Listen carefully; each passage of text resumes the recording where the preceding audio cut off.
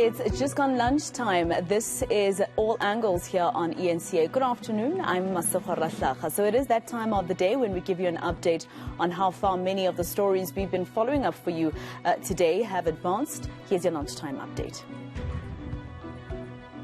Our reporters have been out and about bringing us the latest news on our top stories. Let's get an update on the developments now. I'm joined by Aviwe Mtila in Valkom in the Free State. Ronald Masinda is in Nqamakwe in the Eastern Cape, and Dasen Thathiah is in Durban in KwaZulu-Natal.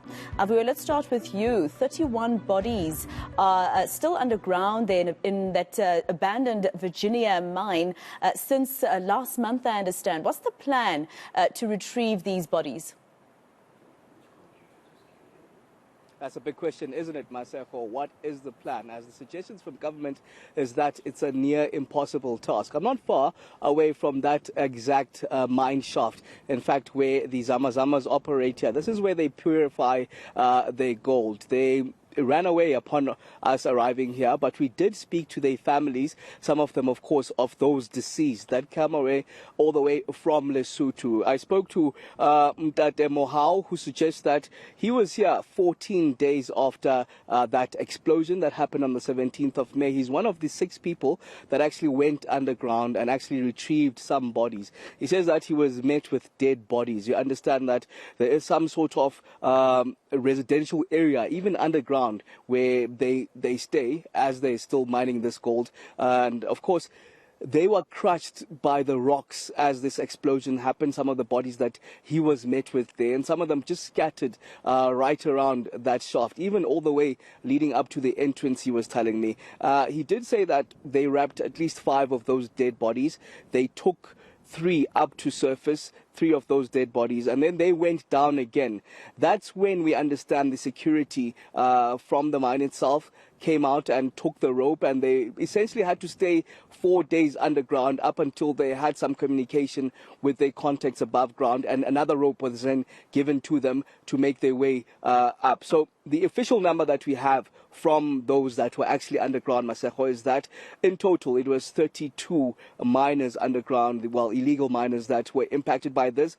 27 of them were dead. They actually have a list of each and every one that they saw down there that has actually passed away. And then 3, of course, is the one that I mentioned that were also dead, but they managed to take up surface. There were 2 also, Masinda, that came out alive. One of them coming out on the 5th day, which we do understand is the one that alerted everyone of what had happened. And another one coming out 14 days later. That's when, of course, this team of 6 went down themselves. They found him there. He was still alive after 14 days of not having water or any food. The big question is, how will they then be taken out? As the families of these Zama Zamas that actually went down themselves suggest that they can do it themselves, but the issue is, of course, what we heard even from the Mineral Resources Minister just yesterday, Kwete Mandasha, suggesting that he will not allow a situation where these Zama Zamas will still be allowed to go underground, essentially allowing criminality to take place. In fact, I want you to take a listen to the conversation that we had a bit earlier on with one of the relatives of the deceased. He is, in fact, has 5 deceased that are still underground, and they were part of those that were still taking up but couldn't, essentially, when they were stopped. Let's take a listen to what he had to say on his own personal account of his journey underground.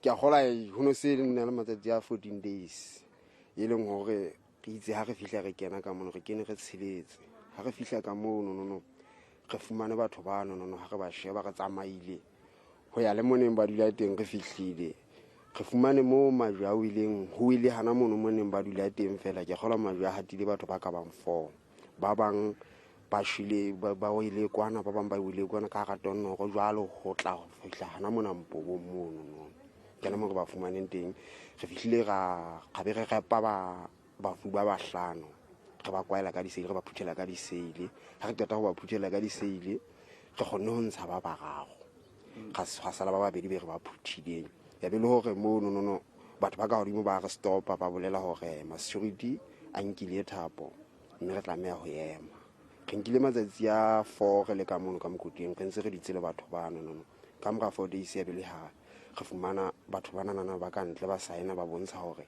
thapo e teng ho thwe re etse ka mono nono puso ke yone e tlatla e itshebeletsa. Ho na le batho ba babedi ba tsileng ba ntse ba phela le ha ba sa tswa ka letsatsi le iwang. E mong o le a tswa nakong eo before re ka ra mengwa ho tlatla re fihla sebakeng. All right, Dasen, let's come to you. Reports this morning that 3 people implicated in tender fraud at the KZN Department of Education have handed themselves over to police. What are the charges exactly? Well, Maseko, we finally got a bit more clarity on that because the case has now come to court, and that's where we've also had sight of the charge sheet. So we know that they are facing charges of fraud, of theft, of money laundering. But also, just to explain how this worked, what we now understand is that there was, according to the state, a complex network or syndicate that was created to channel money to certain parties. So this has been quite a detailed investigation by the Hawks that led to this being uncovered. Remember, this fraud occurred between the period of 2012 and 2017. So it's been going on for a while, and that's how we come up to a total of just over 85 million rand. And essentially what it means is that there was one official that was at the Department of Education. We heard in court today that he may still very well be employed at the department, and he was a state accountant. He was also in charge of the Quotation Evaluation Committee. So the modus operandi was very simple if you think about it. Essentially the state is alleging that he was then directing work to his friends, and they in turn had fictitious entities that they were using to then channel this money. But the state is saying specifically that it was a very complex and well-engineered network to ensure that that money moved. So all of that's quite detailed. But what's interesting now is that we were not allowed to cover any of the proceedings. In fact, we were barred from the court proceedings eventually a short while ago. We did put in an application to get our cameras in. That was denied. But also, curiously, the magistrate asked me to leave in addition to that without due reason. So we were not able to then get any of the detail that emerged inside court where that bail application is underway. Let's listen to what the Hawks had to say to us earlier about this particular matter and their investigation. They are facing the charges of fraud, money laundering, contravention of VAT and Tax Act, where it was found that they were doing the sugar coating in terms of tender processing. One of the accused is the former official at the Department of Education. The amount involved is 85 million rand. It sounded to me, just from the information that I had, it almost sounded like there was a syndicate that was operating within the Department of Education. How were they actually channeling this money? 85 million is a lot of money. How were they channeling that money to, to these people that are implicated? Yes, according to the information that was given, they were operating as a syndicate. They were using different companies, purporting as if they are getting the legit tenders. Yes, indeed, the work was awarded to them, but the money was making its way back to the official as well as the other 2 accused who recruited more other companies to do this wrongful conduct. And Ronald, Ngamakwe residents say they are struggling to report crimes at their police station. I saw you showing some very appalling visuals a little earlier on, Ronald, of a dilapidated police station with paperwork everywhere. Does this include dockets, for instance? Okay, so the facility that we were actually in at the time that you're alluding to is actually the post office, and the post office is adjacent to the police station. But just on the police station itself, we did get official word from members of the South African Police Service here in the Eastern Cape. The spokesperson says that plans to refurbish and rebuild that police station are at an advanced stage, and that the budget has already been set. But these promises don't sit well with community members from Ngamakwe. Some say that they at least have about 36 headmen, and these headmen control many villages from Namakwe, and the policing is so appalling that only 2 vans are available to cover all those areas on any given day.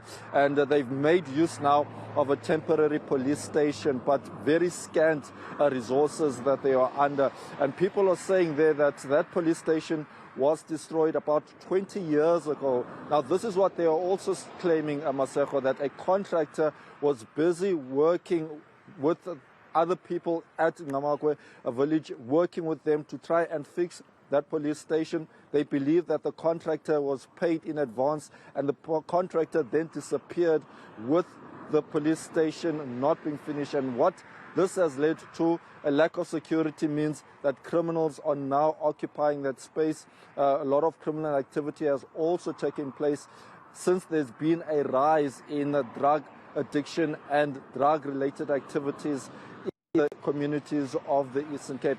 But this is what one community leader had to say. He spoke in isiXhosa, but I'll try and translate as soon after we hear from him. Now ke ngoyona nto isenza uba sibe nexhala sikhathazeke sibe ngabahlali yinto kokuba njengokuyibona i-vandalized injenje kuhlala ngoku amaphara likhaya lawo eli ahlala kulo endaweni yoba bekufama le police station inceda abahlali. Le police station ke iseva ilali zeenkosi eziyi-36 zalapha eNgqamakwe. But ke ngoku ndiyabona uba ke ngokwezolali ke ziyastrugglisha to get i-services as much as that uba behlala kwi-temporal structures nakuzo they are struggling to help us as singabahlali sikuloo problem. Siyacela ke uCommissioner uMr Kinana makakheke eze apha eNgqamakwe kubahlali balapha eNgqamakwe azonarrata esi story ke sivisisane sibone into yoba i-way forward ithini na ke ngokubheka phambili kule police station. Le contractor ndicinga into yoba ke kule nto yee-funds koze kuthiwa umuntu engekawugqibi umsebenzi abe enikwa the whole package of the amount athi akubona into yoba ipokotho yakhe igcwele aduke esithubeni angalandelelwa. And they are not involved us as i-communities xa kusenziwa ezi zinto, hence kusenzeka le problem.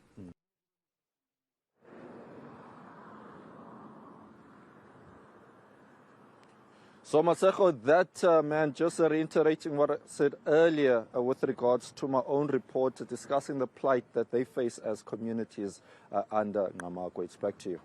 All right, that was your eNCA lunchtime update from all angles with Ronald, Masinda, Dasen, Thathiah and Aviwe Mtila. Thank you very much, team. Let's leave it there for now.